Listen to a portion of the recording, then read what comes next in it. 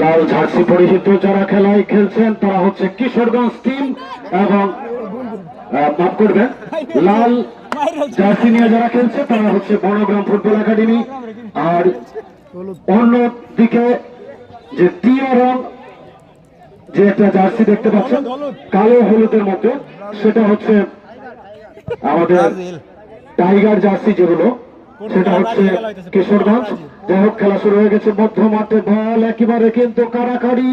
সুপ্রিয় দর্শক এগিয়ে যাওয়ার চেষ্টা দেখা যাক কিশোরগঞ্জে কিন্তু আক্রমণে যাওয়ার চেষ্টা বল কিন্তু এখনো মাঠে গড়াগড়ি কাটছে লম্বা করে বাড়ানোর চেষ্টা কিন্তু আলতো করে ঢেলে দিয়ে 19 নম্বর জার্সি হালিম কিন্তু হালিম একেবারে বলতে হবে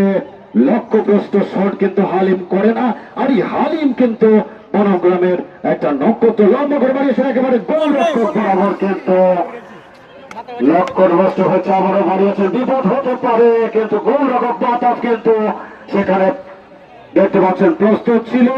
আবারও কিন্তু আক্রমণে যাওয়ার চেষ্টা। সুপ্রিয় দর্শক যে কথা বলছিলাম আজকের খেলা কিন্তু মনে হচ্ছে যে আমরা বনগ্রাম আনন্দ কিশোর স্কুল এন্ড কলেজ মাতাব কিন্তু বিচক্ষণতার সাথে সেই প্রতিরোধ